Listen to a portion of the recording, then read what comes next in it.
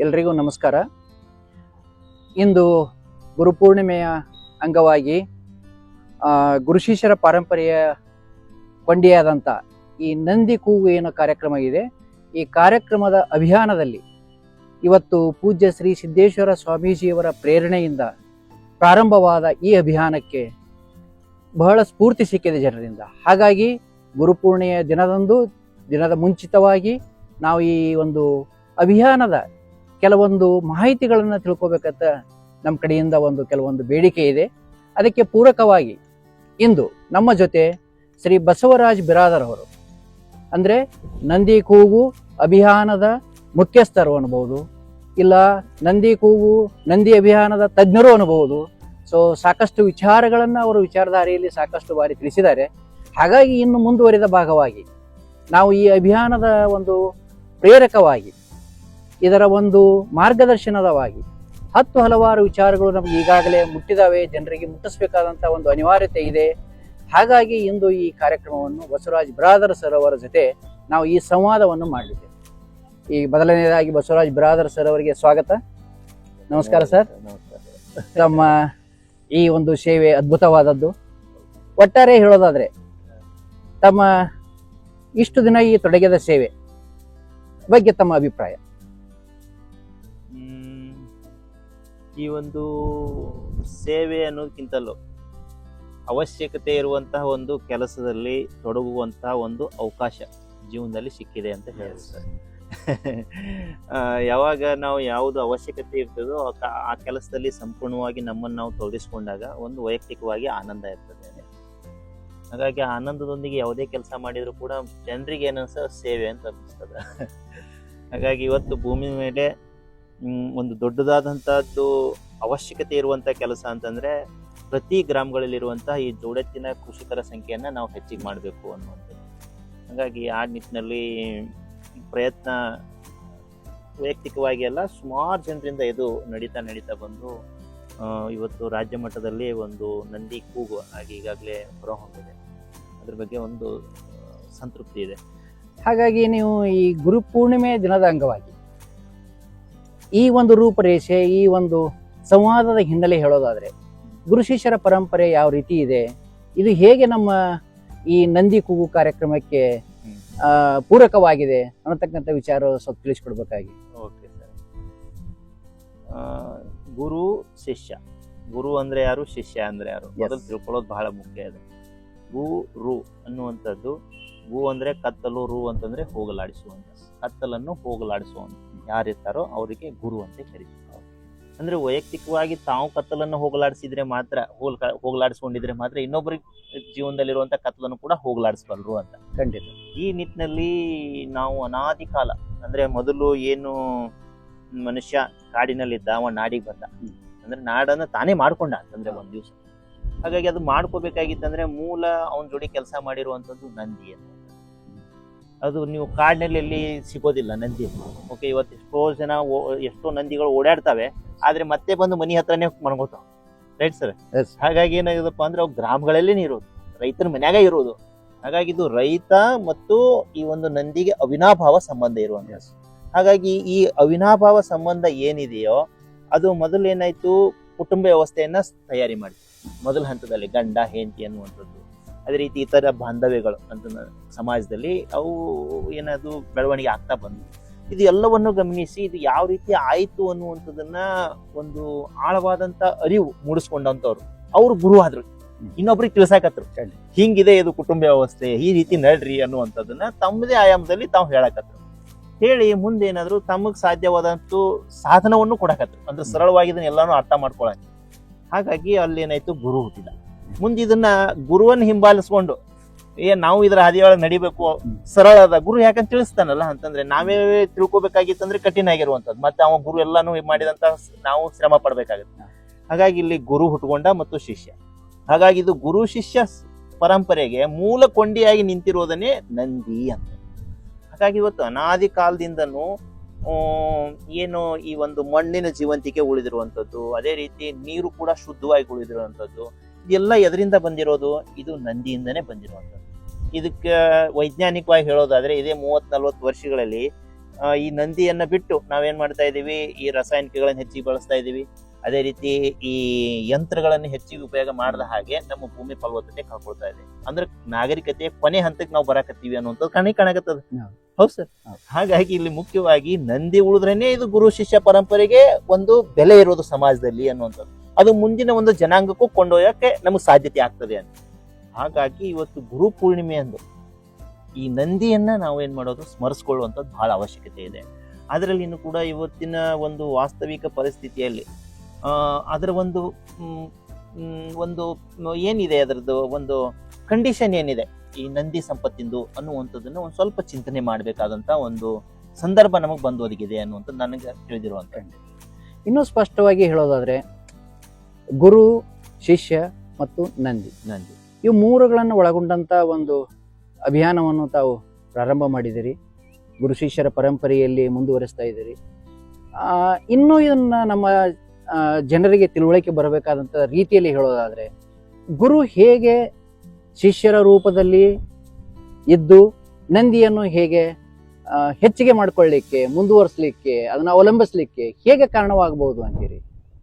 Okay sir, ಈಗ ನೋಡ್ರಿ, ಯಾವುದೇ ಶಿವಾಲಯಗಳಲ್ಲಿ ಇರುವಂತ ಲಿಂಗದ ಮುಂದೆ ನಂದಿನೇ ಇರೋದು.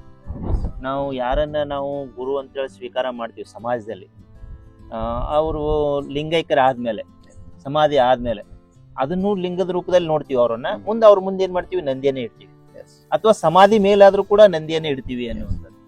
ಹಾಗಾಗಿ ಇಲ್ಲಿ ಮುಖ್ಯವಾಗಿ ಏನಾಗುತ್ತೆ, ಈ ನಂದಿಯಿಂದನೇ ಈ ಮಠ ಮಾನ್ಯಗಳು ಅನ್ನುವಂಥದ್ದು ಏನಿದೆ ಇದು ಅರ್ಥೈಸ್ಕೊಳ್ಬೇಕಾಗಿದೆ ಅಂತ. ಇದು ಕಾನ್ಸೆಪ್ಟೇ ಹೋಗ್ಬಿಟ್ಟಿದೆ ಒಟ್ಟಾರೆ ಆಗಿ. ಹೀಗಾಗಿ ಇವತ್ತು ಮಠಮಾನ್ಯಗಳು ಈ ನಿಟ್ಟಿನಲ್ಲಿ ಏನಾಗ್ತಾ ಇಲ್ಲ ಅಂತಂದ್ರೆ, ಹೌದು ನಂದಿ ಉಳಿಬೇಕು ಅನ್ನುವಂತ ನಿಟ್ಟಿನಲ್ಲಿ ಚರ್ಚೆಗಳು ಮುಂದ್ ಬರ್ತಾ ಇಲ್ಲ ಅವ್ರ ಕಡೆಯಿಂದನೂ ಕೂಡ. ಇದಕ್ಕೆ ಮೂಲ ಕಾರಣ ಅಂತಂದ್ರೆ ಇದು ಶಿಕ್ಷಣದ ಒಂದು ಕೊರತೆ ಆಗಿರುವಂತದ್ದು. ಓಕೆ, ಎದರಿಂದ ಈ ಒಂದು ನಾಗರಿಕತೆ ಉಳಿತಾ ಬಂದಿದೆ, ಮುಂದೆ ಉಳಿಬೇಕಾದ್ರೆ ಯಾವ್ದ್ರಿಂದ ಉಳಿತದೆ ಅನ್ನುವಂಥದ್ರ ಬಗ್ಗೆ ನಾವು ಶಿಕ್ಷಣದಲ್ಲಿ ಇದನ್ನ ನಾವು ಅಳವಡಿನೇ ಮಾಡಿಲ್ಲ. ಇವಾಗ ನೀವು ಎಲ್ಲ ಕೃಷಿ ವಿಶ್ವವಿದ್ಯಾಲಯದಲ್ಲಿ ಓದಿದೀವಿ, ಆದ್ರೆ ನಾವು ಬಹಳ ಒಂದು ಕಡಿಮೆ ಮಟ್ಟದಲ್ಲಿ ಅದ್ರ ಬಗ್ಗೆ ಮಾಹಿತಿಯನ್ನು ಅಲ್ಲಿ ಆದ್ರೂ ಕೂಡ ತಿಳ್ಕೊಂಡಿರುವಂತದ್ದು. ನಾವು ಯಾವಾಗ ಪೂಜ್ಯ ಶ್ರೀ ಸಿದ್ದೇಶ್ವರ ಸ್ವಾಮೀಜಿ ಅವ್ರ ಹತ್ರ ಹೋಗಿ ಇದ್ರ ಬಗ್ಗೆ ಆಳವಾಗಿ ನಾವು ಚರ್ಚೆಯನ್ನ ಮಾಡಿದಾಗ ಮುಂದಿನ ಹಂತದಲ್ಲಿ ನಮಗೆ ಆಳವಾಗಿ ಅರಿವು ಶುರು ಮಾಡಿತು. ಅಂದ್ರೆ ನಂದಿಯಿಂದನೇ ಈ ನಾಗರಿಕತೆ ಉಳಿಯೋದು, ನಂದಿಯಿಂದನೇ ಗುರು ಶಿಷ್ಯ ಪರಂಪರೆ ಉಳಿಯೋದು, ನಂದಿಯಿಂದನೇ ಈ ಮಠಮಾನ್ಯಗಳು ಉಳಿಯೋದು ಅನ್ನುವಂಥದ್ದು.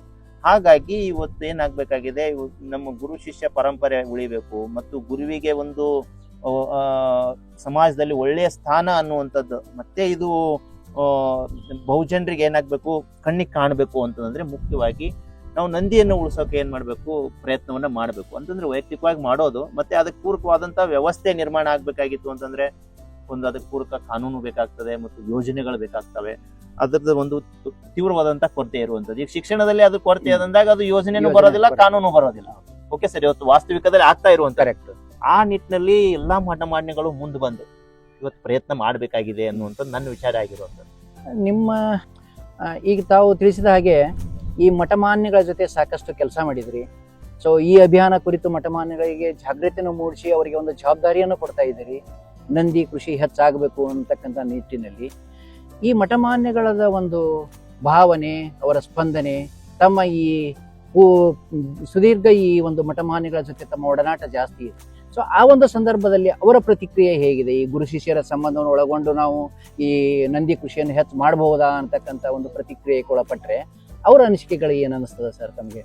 ಓಕೆ, ಇಲ್ಲಿ ಮತ್ತೆ ಹೇಳೋದಾದ್ರೆ ಇಲ್ಲಿ ಜವಾಬ್ದಾರಿಯನ್ನ ಹಂಚ್ಕೋತೀವಿ ಅನ್ನೋದಕ್ಕಿಂತಲೂ ಇಲ್ಲಿ ಒಬ್ರು ಅರಿವು ಮೂಡಿಸ್ಕೊಳ್ತಾ ಒಂದಾಗ್ತಾ ಇದೀವಿ ಅಂತ.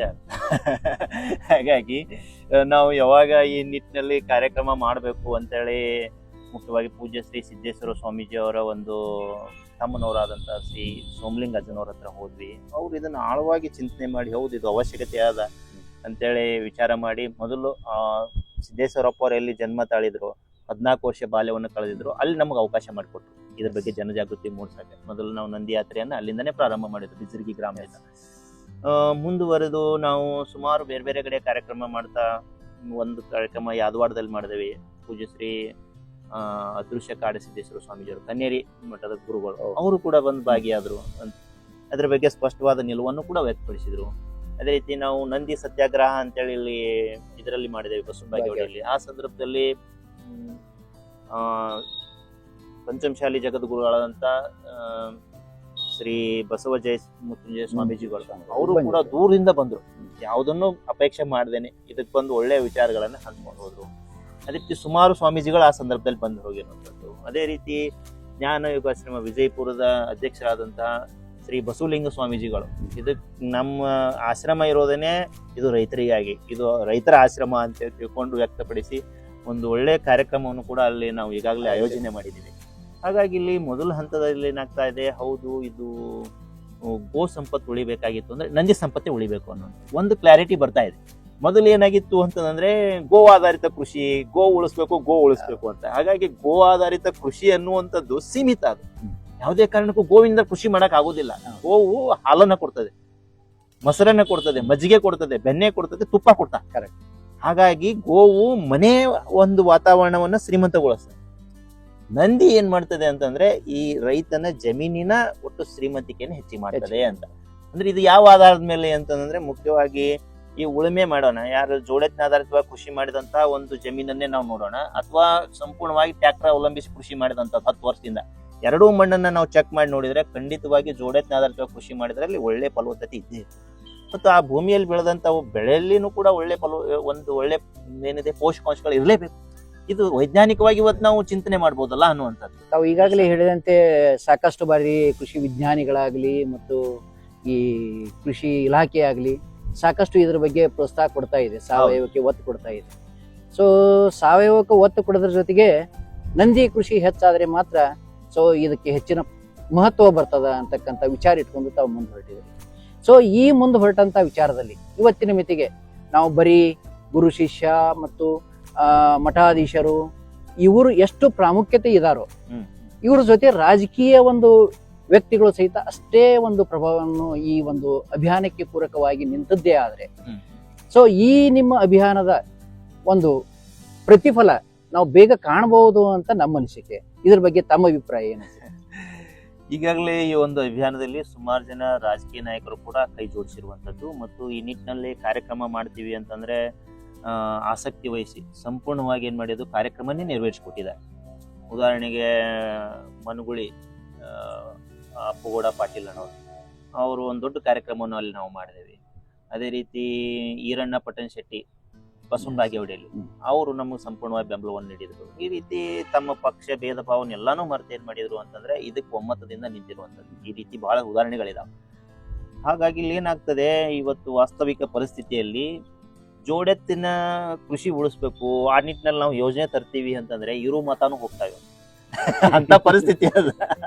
ಅವರು ಎಷ್ಟು ಮತಗಳದಾವು ಅದ್ರಲ್ಲಿನೇ ಮತ ಮೈನಸ್ ಆತಾವ ಅಂತ ಪರಿಸ್ಥಿತಿ ಅದು.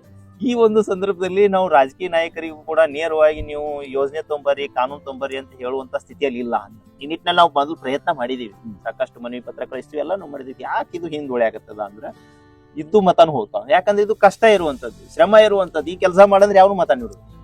ಆದ್ರೆ ವಾಸ್ತವದಲ್ಲಿ ನನ್ನ ಆರೋಗ್ಯ, ಕುಟುಂಬದ ಆರೋಗ್ಯ, ಅದೇ ರೀತಿ ನನ್ನ ಗ್ರಾಮದ ಆರೋಗ್ಯ, ಇಡೀ ಸಮಾಜದ ಆರೋಗ್ಯನೇ ಇದ್ರ ಮ್ಯಾಲ ನಿಂತದ ಅವ್ರ ಮೇಲೆ ಅರಿವಿಲ್ಲ.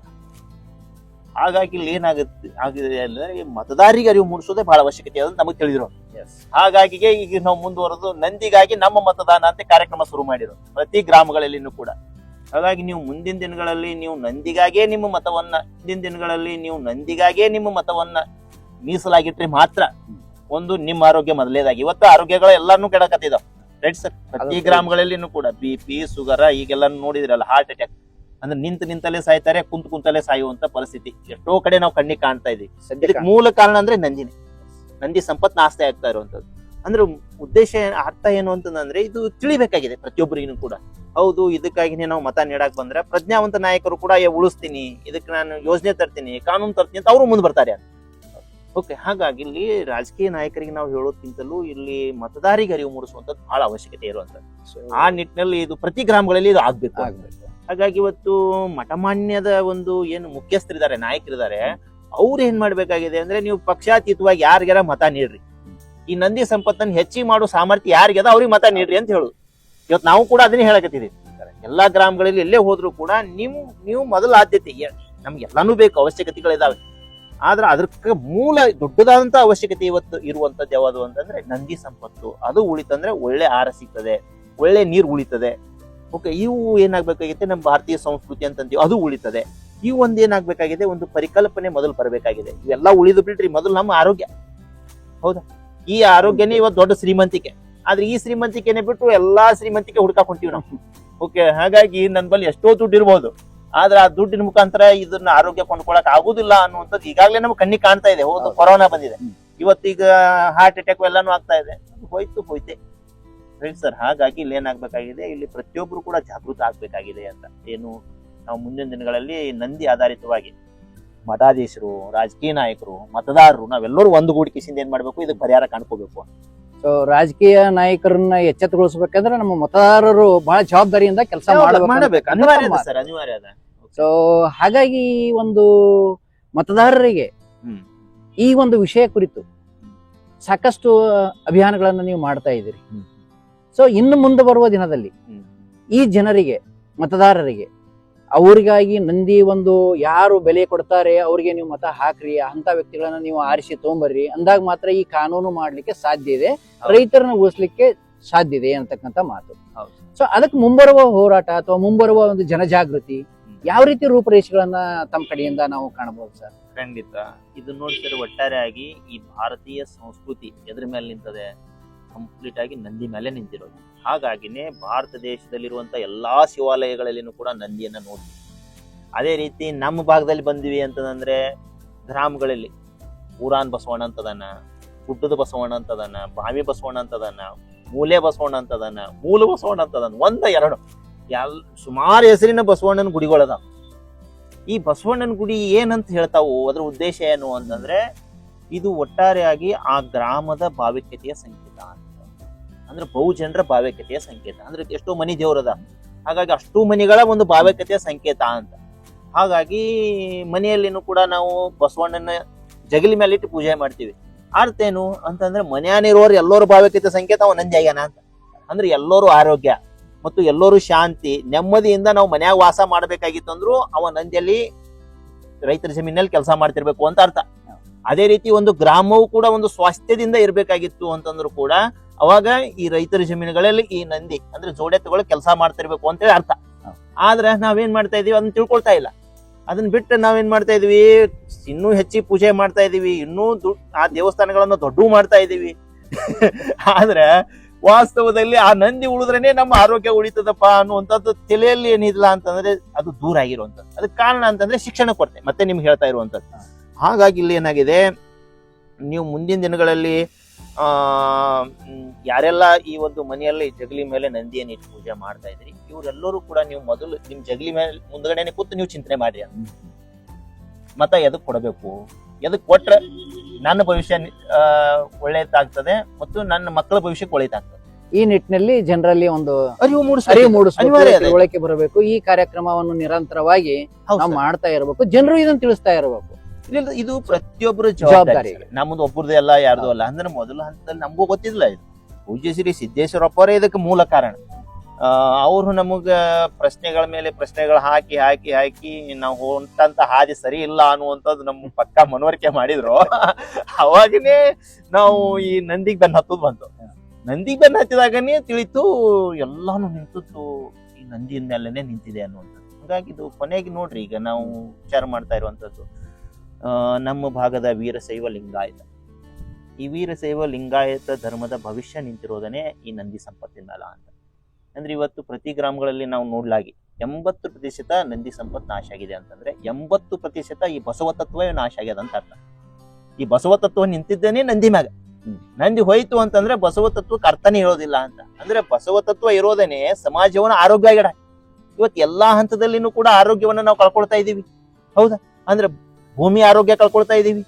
ಹೌದಾ? ಅದೇ ರೀತಿ ಅದನ್ನ ಅವಲಂಬಿಸಿ ಬದುಕ್ತಾ ಇರುವಂತ ಈ ಮಾನವನ ಆರೋಗ್ಯವನ್ನ ಕಳ್ಕೊಳ್ತಾ ಇದೀವಿ. ಅಂದ್ರೆ ಅರ್ಥ ಏನು ಅಂತಂದ್ರೆ ಆ ಬಸವ ತತ್ವವೇ ನಾಶ ಆಗ್ತಾ ಇದೆ ಅಂತ ಅರ್ಥ. ಹಾಗಾಗಿ ಇವತ್ತು ಏನಾದ್ರೂ ನಾವು ಬಸವ ತತ್ವವನ್ನು ಉಳಿಸ್ಬೇಕು ಈ ಭಾಗದಲ್ಲಿ, ಅಥವಾ ವೀರಶೈವ ಲಿಂಗಾಯತ ಧರ್ಮವನ್ನು ಉಳಿಸ್ಬೇಕಾಗಿತ್ತು ಅಂತಂದ್ರೆ ಮೊದಲು ಜೋಡೆತ್ತಿನ ಕೃಷಿಕರಿಗೆ ಆದ್ಯತೆ ನೀಡಿ ಅವ್ರಿಗೆ ತಿಂಗಳ ಸರ್ಕಾರದಿಂದ ಪಗಾರ ಬರಂಗ್ ನಾವು ಮಾಡ್ಬೇಕು. ಆ ರೀತಿ ಮಾಡಿದ್ದೇ ಆಯ್ತು ಅಂತಂದ್ರೆ ಅವಾಗ ಬಸವ ಸಂಸ್ಕೃತಿ ಅನ್ನುವಂಥದ್ದು ತಾನಾಗೆ ಉಳ್ಕೊಳ್ತದೆ ಅನ್ನುವಂಥ. ಅದೇ ರೀತಿ ನಾವು ಇವತ್ತು ಹಿಂದೂ ಧರ್ಮ, ಹಿಂದೂ ಧರ್ಮ ಅನ್ನುವಂಥದ್ದು ಮತ್ತೆ ನೋಡಿದ್ರು ಕೂಡ ಇದು ಸಿಂಧೂ ನದಿಯಿಂದನೇ ಬಂದಿರುವಂಥದ್ದು, ಆ ಹೆಸರಿಂದನೇ ಹಿಂದೂ ಅನ್ನುವಂಥದ್ದು ಬಂತು ಅಂತ. ಹಾಗಾಗಿ ಸಿಂಧೂ ನದಿ ನಾಗರಿಕತೆ ಹರಪ್ಪ ಮೊಹೆಂಜೋದಾರೋ ಅದರ ಒಂದು ಚಿಹ್ನೆ ಏನ್ ಇಟ್ಕೊಂಡಿದ್ರು ಅಂತಂದ್ರೆ ನಂದಿ ಇಟ್ಕೊಂಡಿದ್ರು. ಆ ಚಿಹ್ನೆ ಏನ್ ನಂದಿ ಇಟ್ಕೊಂಡಿದ್ರು ಅದನ್ನೇ ನಮ್ಮ ಭಾರತ ದೇಶದ ಸಂವಿಧಾನದಲ್ಲಿ ಪ್ರಾರಂಭದಲ್ಲಿ ಅಂದ್ರೆ ಮೊದಲನೇ ಅಧ್ಯಾಯ ಪ್ರಾರಂಭ ಮಾಡಿದ್ರೆ ಆ ಚಿಹ್ನೆ ಮುಖಾಂತರನೇ ಪ್ರಾರಂಭ ಮಾಡಿರೋದು.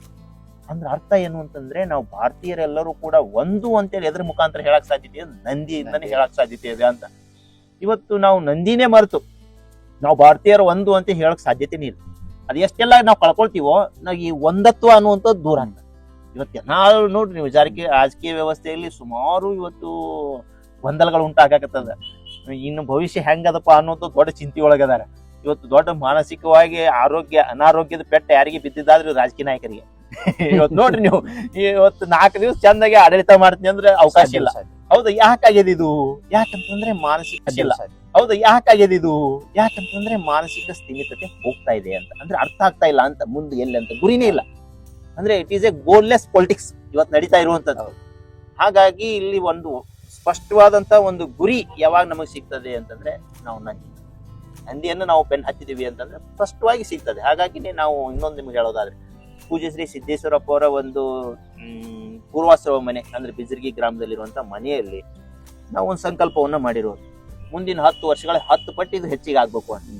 ಹೌದು, ಇದು ಪ್ರತಿ ಗ್ರಾಮಗಳಲ್ಲಿನೂ ಕೂಡ ಈ ಗ್ರಾಮ ಪಂಚಾಯತಿ ಮೆಂಬರ್ ಏನ್ ಮಾಡೋದು, ಈ ಒಂದು ಗುರಿಯನ್ನ ತಮ್ಮದಾಗಿ ಸ್ವೀಕಾರ ಮಾಡಿದ್ರೆ ಏನ್ ಆಗ್ಬೋದು ವಿಚಾರ ಮಾಡಿ ನೋಡಿ. ಏನೆಲ್ಲ ಬದಲಾವಣೆಗಳಾಗ್ತಾವ ಗ್ರಾಮಗಳಲ್ಲಿ. ಅದಕ್ಕಾಗಿ ಈ ಎಲ್ಲ ಸಾಕಷ್ಟು ಬದಲಾವಣೆಗಳ ಜೊತೆಗೆ ಈಗ ನಮ್ಮ ಭಾರತದಲ್ಲಿ ಆರ್ಥಿಕತೆ ಹೆಚ್ಚಾಗಬೇಕು ಅಂತಂದ್ರೆ ಪದೇ ಪದೇ ಹೇಳ್ತಕ್ಕಂತ ಮಾತು ಅಂದ್ರೆ ಯುವಕರ ಒಂದು ಮನಸ್ಸು ಮತ್ತು ಅವರ ಶಕ್ತಿ ಹೆಚ್ಚಾಗಬೇಕು ಅಂತ. ಸೊ ಅದನ್ನ ಬರ್ಬೇಕಂದ್ರೆ ನಾವು ಶಿಕ್ಷಣ ಕ್ಷೇತ್ರದಲ್ಲಿ ಹೆಚ್ಚಿನ ಒತ್ತು ಕೊಡಬೇಕು. ಹೌದು. ಸೊ ಈ ಶಿಕ್ಷಣ ಕ್ಷೇತ್ರದಲ್ಲಿ ಇದನ್ನ ಮುಂದುವರಿಸಿ ಜನರಿಗೆ ತಿಳಿಸ್ಬೇಕು, ಸ್ಪೆಷಲಿ ಯುವಕರಿಗೆ ತಿಳಿಸ್ಬೇಕು ಅನ್ನತಕ್ಕಂತ ಮಾತು ಹೇಳೋದಾದ್ರೆ ತಾವು ಈ ಶಿಕ್ಷಣ ಒಂದು ಜೀವನದಲ್ಲಿ ಯಾವ ತರ ಅದನ್ನ ಮುಂದುವರ್ಸ್ಕೊಂಡು ಹೋದ್ರೆ ಒಳ್ಳೇದು ಅಂತೀರ? ನನ್ನ ವಿಚಾರದಲ್ಲಿ ಸರ್ ಅಂತಂದ್ರೆ ಈ ಬಾಲ್ವಾಡಿಗೆ ಹೋಗ್ತಿರ್ತಾರಲ್ಲ ಹುಡುಗರು, ಅವ್ರ ಮೊದಲ ಶಿಕ್ಷಣ ನಂದಿ ಮುಖಾಂತರ ಆಗ್ಬೇಕು ಅಂತ. ಯಾಕಂತಂದ್ರೆ ಆ ಶಾಲೆ ಅನ್ನುವಂಥದ್ದು ಪ್ರಾರಂಭ ಆಗಿದ್ದ ನಂದಿಯಿಂದ ಮೂಲ.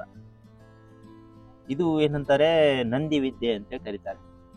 ಹಾಗಾಗಿ ಇಲ್ಲಿ ಏನಾಗುತ್ತೆ, ಮೊದಲೇದಾಗಿ ನಾ ಜೀವಂತದೀನಿ ಮತ್ತು ನಾನು ಇವತ್ತು ಅನ್ನ ತಿಂದ್ರೇನೆ ಜೀವಂತ ಆಗಿರುವಂಥದ್ದು. ಹೌದು, ಅನ್ನ ಎಲ್ಲಿಂದ ಬರ್ತದೆ ಅಂತಂದ್ರೆ ಭೂಮಿ ಜೀವಂತವಾಗಿದ್ರೆ, ಆ ಭೂಮಿ ಜೀವಂತ ಆಗಿಡ ಯಾವ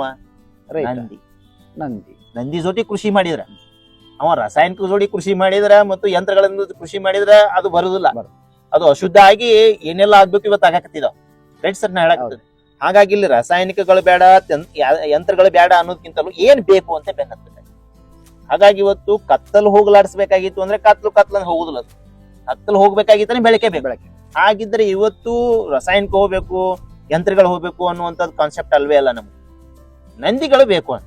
ನಂದಿ ಬಂತು ಅಂತಂದ್ರೆ ತಿಳ್ಕೊಳ್ರಿ, ಅದರ ಆಧಾರಿತವಾಗಿ ಉಳುಮೆ ನಡೀತದೆ. ಎರಡನೇದು ಏನಾಗ್ತದೆ, ಇವತ್ತು ಹೆಚ್ಚಿನ ಪ್ರಮಾಣದಲ್ಲಿ ಗೊಬ್ಬರ ದೊರೀತದೆ. ಗೊಬ್ಬರ ದೊರೀತು ಅಂತಂದ್ರೆ ಈ ರಾಸಾಯನಿಕಗಳ ಅವಲಂಬನೆ ಕಮ್ಮಿ ಆಗೇ ಆಗ್ತದೆ. Right sir. ಹಾಗಾಗಿ ಇದು ಎಲ್ಲದಕ್ಕೂ ಪರಿಹಾರಕ್ಕೆ ಮೂಲ ಸೂತ್ರ ಎಲ್ಲಿ ಅಡಿಗೆದಪ್ಪ ಅಂದ್ರೆ ನಂದಿ ಮ್ಯಾಗನೇ ನಿಂತಿರುವಂತದ್ದು. ಹಾಗಾಗಿ ಇಲ್ಲಿ ಏನಾಗಿದೆ, ಮೊದಲ ಹಂತದಲ್ಲಿನೇ ಇದು ಶಿಕ್ಷಣದಲ್ಲಿ ಪ್ರಾರಂಭ ಆಗಬೇಕಾಗಿದೆ. ಅದೇ ರೀತಿ ಕೃಷಿ ವಿಶ್ವವಿದ್ಯಾಲಯಗಳಲ್ಲಿ ಈ ಕುರಿತು ವಿವಿಧ ಆಯಾಮಗಳಲ್ಲಿ ಸಂಶೋಧನೆಗಳಾಗಬೇಕಾಗಿದೆ. ಈ ನಿಟ್ಟಿನಲ್ಲಿ ಸಂಶೋಧನೆಗಳ ಕೊರತೆ ದೊಡ್ಡ ಪ್ರಮಾಣದಲ್ಲಿ ಇರುವಂತದ್ದು. ಇವತ್ತು ನನ್ನ ವಿಚಾರದಲ್ಲಿ ಇವತ್ತು ರಾಜ್ಯ ಸರ್ಕಾರ ಆಗಿರ್ಬೋದು ಅಥವಾ ಕೇಂದ್ರ ಸರ್ಕಾರ ಆಗಿರ್ಬೋದು, ಈ ಜೋಡೆತ್ತಿನ ಕೃಷಿಕರನ್ನ ದೂರ ಇಟ್ಟು ಯಾವುದೇ ರೀತಿಯ ಒಂದು ಕೃಷಿ ಯೋಜನೆಗಳನ್ನು ತಂದ್ರೂ ಕೂಡ ಅವು ಮುಂದಿನ ದಿನಗಳಲ್ಲಿ ಸಮಾಜಕ್ಕೆ ಮಾರಕ ಆಗೇ ಆಗ್ತವೆ ಅಂತ ಇವತ್ತು ನೋಡ್ತಾ ಇರೋದಿವಿ. ನಾವೆಲ್ಲಾನು ನೋಡ್ತಾ ಇದೀವಿ ಅಂತಂದ್ರೆ ಓಕೆ. ಹಾಗಾಗಿ ಜೋಡೆತ್ತಿನ ಕೃಷಿಕರನ್ನ ಮೊದಲು ನಾವು ಆದ್ಯತೆ ನೀಡಿನೇ ಉಳಿದ ಯೋಜನೆಗಳಿಗೆ ನಾವು ಆದ್ಯತೆ ನೀಡಬೇಕು ಅಂತ. ಅವ್ರಿಗೆ ಮೊದಲಾದ್ಮೇಲೆ ಅದಕ್ಕೆ ಪೂರಕವಾಗಿ ಮತ್ತೆ ಯಾವ ಯಾಂತ್ರೀಕರಣ ಹೆಂಗ್ ಮಾಡ್ಬೋದು, ಅದರಲ್ಲಿನೇ ಜೋಡೆತ್ತಿನ ಕೃಷಿ ಆಧಾರಿತವೇ ಯಾಂತ್ರೀಕರಣ, ಜೋಡೆತ್ತಿನ ಕೃಷಿ ಜೊತೆನೆ ಮತ್ತೆ ಇದು ರಾಸಾಯನಿಕಗಳನ್ನು ಸದ್ಬಳಕೆ ಹೆಂಗ್ ಮಾಡ್ಕೋಬೇಕು, ಈ ನಿಟ್ಟಿನಲ್ಲಿ ಚಿಂತನೆ ಮಾಡಿದ್ರೆ ನಾವು ಜಗತ್ತಿನ ಅರ್ಧ ಜನಸಂಖ್ಯೆಗೆ ನಾವೇ ಆಹಾರವನ್ನು ಪೂರೈಕೆ ಮಾಡ್ಬೋದು. ಆ ಸಾಮರ್ಥ್ಯ ಈ ದೇಶದಲ್ಲಿ ಅದ. ಹಾಗಾಗಿ ಜಗತ್ತಿನ ಅತಿ ಹೆಚ್ಚು ಕೃಷಿ ಭೂಮಿಯಲ್ಲಿರೋದಂದ್ರೆ ಭಾರತ ದೇಶದಲ್ಲಿರೋದು. ಇಲ್ಲ, ಹಾಗಾಗಿನೇ ಈಗ ಭಾರತ ಒಂದು ಕುಟುಂಬ ಅಂತ ತಿಳ್ಕೊಂಡು ನಾವು ಜೀವನ ನಡೆಸೋದಾದ್ರೆ ಅದರಷ್ಟು ಸುದೈವ ಇನ್ಯಾವುದೂ ಇಲ್ಲ. ಹೌದೌದು. ಹಾಗಾಗಿ ಇದಕ್ಕ ಈ ಒಂದು ಕೊರತೆಯಿಂದಾಗಿ ಇವತ್ತಿನ ಸಾಕಷ್ಟು ಉದ್ಯಮಿಗಳು ಸಹಿತ ನಮ್ಮನ್ನು ನಶಿಸಿ ಹೋಗಿದ್ದಾವೆ. ಈ ಆರ್ಥಿಕತೆಯ ಬೆನ್ನತ್ತಿ ನಾವು ಇತರ ಉದ್ಯಮಿಗಳಿಗೆ ಅಷ್ಟೇ ನಾವು ಒಲ ಕೊಡ್ತಾ ಇದ್ದೀವಿ. ಸೊ ಇನ್ನಿತರ ನಾವು ಗ್ರಾಮದಲ್ಲಿ ಇರತಕ್ಕಂತ ಉದ್ಯಮಿಗಳಿಗೆ ಬಹಳ ಒಂದು ಲಾಭದಾಯಕವಾಗಿ ಇರದೇ ಕಾರಣಕ್ಕಾಗಿ ನಶಿಸಿ ಹೋಗಿದ್ದಾರೆ. ಸೊ ಆ ಉದ್ಯಮಗಳು ಸಹಿತ ಇದರಿಂದ ನೀವು ಪೂರಕವಾಗಿ ವ್ಯವಸ್ಥಿತಗೊಳ್ತಾವ ಅನ್ಕೋತೀರಾ? ಖಂಡಿತವಾಗಿ ಸರ್. ನೋಡ್ರಿ, ಅನಾದಿ ಕಾಲದಿಂದಲೂ ಈ ಮಾನವನಿಗೆ ಉದ್ಯೋಗ ನೀಡಿದವ 4 ಕಾಲಿನ ಬಸವಣ್ಣ. ಈ ಕಾಯಕ ತತ್ವ ಅನ್ನುವಂಥದ್ದು ಬಂದಿದ್ದೇನೆ ಆ 4 ಕಾಲಿನ ಬಸವಣ್ಣಿಂದ. ಅಲ್ಲಿ ಯಾವಾಗ ಈ 4 ಕಾಲಿನ ಬಸವಣ್ಣನ ಸಂತತಿ ನಾಶ ಆಗ್ತದೋ ಕಾಯಕ ತತ್ವಕ್ಕೆ ದೊಡ್ಡ ಕೊಡಲಿ ಪೆಟ್ಟು ಬಿತ್ತು ಅಂತ ಅರ್ಥ. ಹಾಗಾಗಿ ಯಾವಾಗ ಈ ಜೋಡೆತ್ತಿನ ಕೃಷಿಕರ ಸಂಖ್ಯೆ ಗ್ರಾಮಗಳಲ್ಲಿ ಅತಿ ಹೆಚ್ಚಿತ್ತು ಅವಾಗ ಬಡಿಗೆಯವರಿಗೆ ಉದ್ಯೋಗ ಇತ್ತು, ಜಂಗಮರಿಗೆ ಉದ್ಯೋಗ ಇತ್ತು, ಕಂಬಾರಿಗೆ ಉದ್ಯಮ ಇತ್ತು, ಚಮ್ಮಾರಿಗೆ ಉದ್ಯೋಗ ಇತ್ತು, ಕಂಬಾರಿಗೆ ಉದ್ಯೋಗ ಇತ್ತು. ಈ ರೀತಿ ಅನೇಕ ಜನರಿಗೆ ನೂಲೋರಿಗೆ ಉದ್ಯೋಗ ಇತ್ತು. ಅದೇ ರೀತಿ ನಾಲ್ ಬಡಿಯೋರಿಗೆ ನಾಲ್ ಬಂದ್ರು ಅವ್ರಿಗೆ ಉದ್ಯೋಗ ಇತ್ತು, 1-2. ಇದರ ಅವಲಂಬಿಸಿನೇ ಸುಮಾರು ಜನ ಜೀವನವನ್ನ ಕಟ್ಕೊಳ್ತಾ ಇದ್ರು. ಮತ್ತು ಇದು ಏನಕ್ಕಂತಂದ್ರೆ ಒಟ್ಟಾರೆಯಾಗಿ ಇದು ವಿಕೇಂದ್ರೀಕರಣ ಅನ್ನುವಂಥದ್ದು, ಅಧಿಕಾರದ ವಿಕೇಂದ್ರೀಕರಣ ಎದರ ಮುಖಾಂತರ ಆಗ್ತದೆ? ನಂದಿ ಮುಖಾಂತರನೇ ಆಗ್ತದೆ. ನಂದಿ ಹೋಯ್ತು ಅಂತಂದ್ರೆ ವಿಕೇಂದ್ರೀಕರಣನೇ ತಪ್ಪು ಹೋಗ್ತದೆ. ಅಂದ್ರೆ ಈ ಅಧಿಕಾರ ಕೇಂದ್ರೀಕೃತ ಆಗಕ್ಕೆ ಶುರು ಮಾಡ್ತದೆ. ಹಾಗಾಗಿ ಈ ನಂದಿ ಸಂಪತ್ತನ್ನು ಎಲ್ಲಾ ರಿಪ್ಲೇಸ್ಮೆಂಟ್ ಮಾಡಿದ್ದು ತೈಲ ಶಕ್ತಿ, ನಂದಿ ಶಕ್ತಿಯನ್ನ ರಿಪ್ಲೇಸ್ ಮಾಡಿ ಬಂದಿರೋದು ಇವತ್ತು ಎಲ್ಲಾ ಶಕ್ತಿಯನ್ನು ಯಾವ್ದು ಅವಲಂಬಿಸಿ ಸರ ತೈಲ ಶಕ್ತಿ. ತೈಲ ಎಲ್ಲಿಂದ ಬರ್ತದ? ಇರಾನ್ಲಿಂದ ಬರ್ತದೆ, ಇರಾಕ್ಲಿಂದ ಬೇರೆ ಬೇರೆ ರಷ್ಯಾ ಬೇರೆ ಬೇರೆ ದೇಶಗಳಿಂದ ಬರ್ತದೆ. ಅಂದ್ರೆ ನಾವು ಅಲ್ಲಿ ಅವಲಂಬಿಸಿವಿ. ಅಲ್ಲಿ ಯುದ್ಧ ಆಗಿ ಅಲ್ಲಿ ಏನಾದ್ರು ನಿಂತು ಅಂತ ತಿಳ್ಕೊಳ್ರಿ, ನಮ್ ಇಲ್ಲಿ ಜೀವನ ನಿಂತ. ಹಾಗಾಗಿ ಒಂದು ಅಧಿಕಾರದ ವಿಕೇಂದ್ರೀಕರಣನೂ ಹೋಗ್ಯದ. ಅದೇ ರೀತಿ ಏನಾಗಿದೆ, ಮಾನವನ ಒಂದು ಸ್ವಾವಲಂಬಿತನೂ ಸಂಪೂರ್ಣವಾಗಿ ನಾಶ ಆಗುತ್ತದೆ. ಇವೆರಡೂ ಬರಬೇಕಾಗಿತ್ತು ಅಂತಂದ್ರೆ ಪುನರ್ನಿರ್ಮಾಣ ನಾವು ಮಾಡ್ಬೇಕಾಗಿತ್ತು, ಮತ್ತೆ ತತ್ವವನ್ನು ನಾವು ಅನುಷ್ಠಾನ ಮಾಡ್ಬೇಕಾಗಿತ್ತು ಅಂತಂದ್ರೆ ನಾವು ಖಂಡಿತವಾಗಿನೂ ಕೂಡ ನಾವೇನ್ ಮಾಡ್ಬೇಕಾಗಿದೆ, ಈ ನಂದಿ ಸಂಪತ್ತನ್ನ ಪ್ರತಿ ಗ್ರಾಮಗಳಲ್ಲಿ ಹೆಚ್ಚಿಗೆ ಮಾಡಕ್ ನಾವು ಪ್ರಯತ್ನವನ್ನು ಮಾಡಲೇಬೇಕಾಗಿದೆ. ಸೊ ಹಾಗಾಗಿ ಈ ಒಂದು 50-60ರ ದಶಕದಲ್ಲಿ ಏನ್ ಮುಂಚೆ ಇತ್ತು ಆ ಒಂದು ಕೃಷಿ ಅವಲಂಬಿತವಾದಂತ ಒಂದು ವ್ಯವಸ್ಥೆ, ಆ ವ್ಯವಸ್ಥೆ ಮರುಪೂರ್ಣ ಆಗ್ಬೇಕಾದ್ರ ಸೊ ನಾವು ಈ ಮತ್ತೆ ಆ ಒಂದು ಹಳೆಯದಕ್ಕೆ ಮರಳಿ ಗೂಡಿಗೆ ಅಂತಕ್ಕಂತ ಒಂದು ವ್ಯವಸ್ಥೆ ನಾವು ಹುಡ್ಕೋಬೇಕಾಗಿದೆ, ಮತ್ತೆ ಅದನ್ನ ಬೆಳೆಸಬೇಕಾಗಿದೆ. ವಿಷಯದಲ್ಲಿ ಹೇಳೋದಾದ್ರೆ ಬಹಳ ಜನಕ್ಕೆ ಏನಾಗ್ಬಿಟ್ಟದ ಅಂತಂದ್ರೆ ಹಳಿದಕ್ ಹೊಂಟಿವಿ ಅಂತ ಹೇಳಿ. ನೋ ಇದು ರಾಂಗ್. ಮತ್ತೆ ತಲೆಗೆ ವಿಚಾರ ಬೇಡ ಅನ್ನೋದು, ಹಳಿಯದ್ ಅನ್ನೋದೇ ಬೇಡ, ಹೊಸದಕ್ಕೆ ಹೋಗೋಣ ಅಂತ ನಾ ಹೇಳ್ತಾ ಇರೋ. ಇವತ್ತು ಏನೆಲ್ಲ ತಂತ್ರಜ್ಞಾನಗಳ ಅಭಿವೃದ್ಧಿ ಆಗಿದಾವೋ ಆ ತಂತ್ರಜ್ಞಾನಗಳನ್ನ ಜೋಡೆತ್ತಿನ ಕೃಷಿಯಲ್ಲಿ ಬಳಕೆ ಮಾಡ್ಕೊಳ್ಳೋಣ ಅಂತ. ಇವತ್ತ ಸೈಕಲ್ ನಾವು ನೋಡಿದ್ವಿ ಸರ್, ಸಣ್ಣವರಿದ್ದಾಗ ಎಂತ ಸೈಕಲ್ ಹೊಡಿತಿದ್ದೇವಿ, ಪೈಡಲ್ ತುಳಿದ ದೊಡ್ಡ ಕಷ್ಟ ಆಗಿತ್ತಲ್ಲ.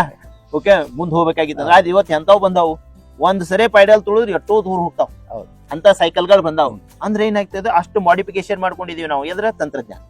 ಹಾಗಿದ್ರೆ ಇವತ್ತು ಎತ್ತಿನ ಗಾಡಿಯಲ್ಲಿ ಆ ತಂತ್ರಜ್ಞಾನ ಯಾಕೆ ಬಳಕೆ ಮಾಡ್ಕೋಬಾರ್ದು? ಅದೇ ರೀತಿ ಈಗ ಉಳುಮೆ ಮಾಡೋದು ವಿಶೇಷ ರೀತಿಯ ಒಂದು ಉಳುಮೆಯ ಒಂದು ಸಲಕರಣೆಗಳನ್ನ ಯಾಕೆ ನಾವು ಅಭಿವೃದ್ಧಿ ಪಡಿಸಬಾರ್ದು? ಸೊ ನಮ್ಮ ಫಲವತ್ತತೆ ಹಾಳಾಗಲಾರ್ದಂಗೆ ನೋಡ್ಕೊಳ್ಳಿಕ್ಕೆ ವ್ಯವಸ್ಥೆ ಮಾಡ್ಕೊಳ್ಳಿಕ್ಕೆ ಅವಕಾಶಗಳು ಸಾಕಷ್ಟು ಅವಕಾಶಗಳಿದಾವೆ. Right sir. ಇದು ಏನು ಅಂತಂದ್ರೆ ಇದು ಮುಂದಿನ ಹಲವು ತಲಾಂತರವರೆಗೂ ಕೂಡ ನಮ್ಮ ಭೂಮಿ ಜೀವಂತಿಕೆ ನಾಶ ಆಗ್ಲಾರ್ದಂಗೆ ಉಳಿಸ್ಕೋಬೇಕಾಗ ಅಂತ ತಂತ್ರಜ್ಞಾನ ನಾವು ಅಭಿವೃದ್ಧಿ ಪಡಿಸಕ್ ಇವತ್ತು ಸಾಧ್ಯತೆ ಅದ ಅಂತ. ಹಾಗಾಗಿ ಇವತ್ತು ಹಳಿದಕ್ಕೆ ಹೋಗುದು ಬೇಡ, ಇನ್ನೂ ಹೊಸದಕ್ಕೆ ಹೋಗೋಣ ಅಂತ ನಾ ಹೇಳ್ತಾ ಇರೋಂಥದ್ದು.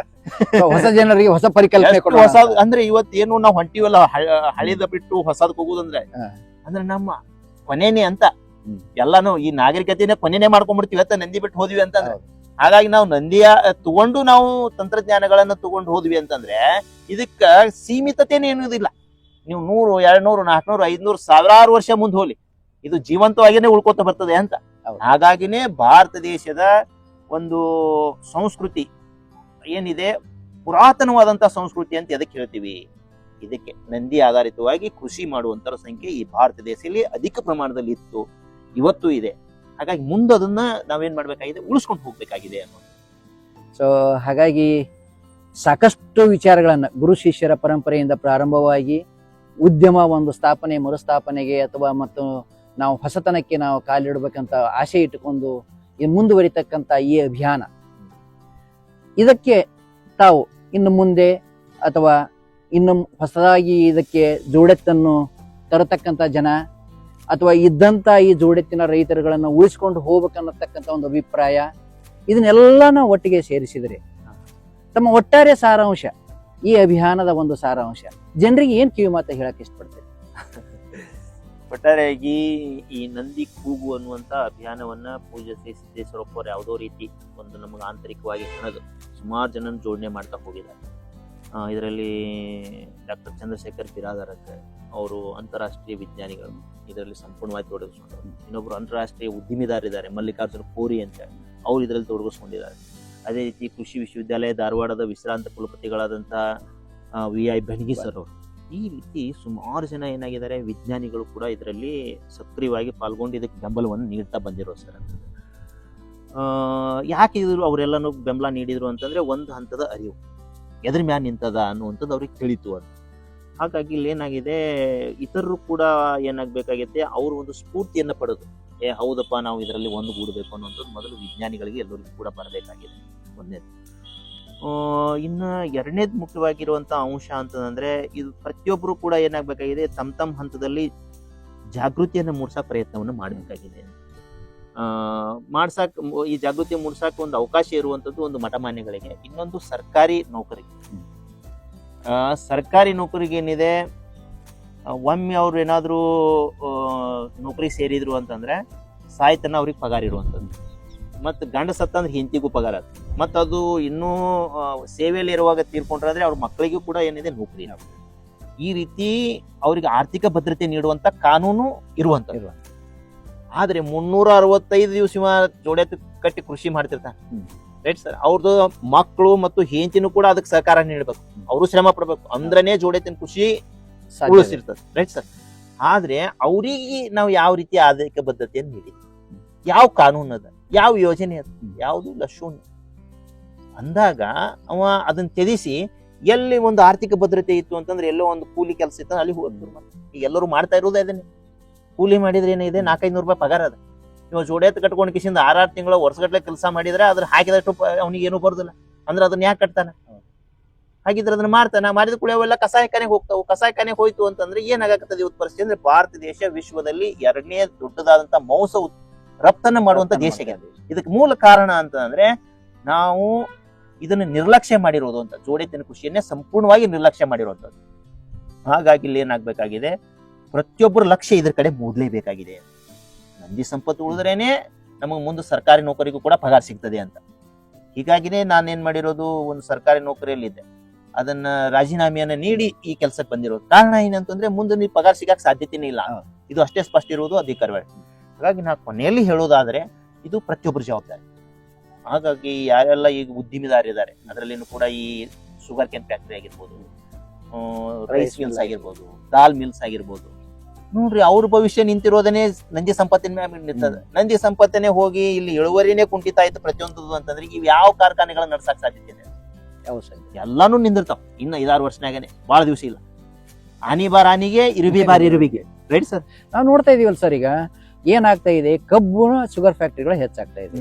ಕಬ್ಬಿನ ಇಳುವರಿ ನಾವು ಏನ್ ಹಚ್ಕಬ್ಬ ಮತ್ತು ಕುಳೆ ಕಬ್ಬ ಅಂತೀವಿ, ಅವಕ್ರ ಇಳುವರಿ ಈ ಕಡಿಮೆ ಅಂದ್ರೆ ಈ ಎಲ್ಲಾ ಓವರಾಲ್ ತಗೊಂಡಾಗ ಪ್ರತಿ ಎಕರೆಗೆ 20-22 ಕ್ವಿಂಟಲ್ ಬರ್ಬೇಕು ಆನ್ ಅನ್ ಎವರೇಜ್ ಅಂದ್ರೆ ಸಾಕಾಗಿದೆ. ಸೊ ಇದು ಎಲ್ಲಿ ಇತ್ತು ಮೊದಲು 50-60 ಬರ್ತಕ್ಕಂಥದ್ದಲ್ಲಿ 20-22 ಟನ್ ಬರೋದಲ್ಲಿ ಪ್ರತಿ ಎಕರೆಗೆ.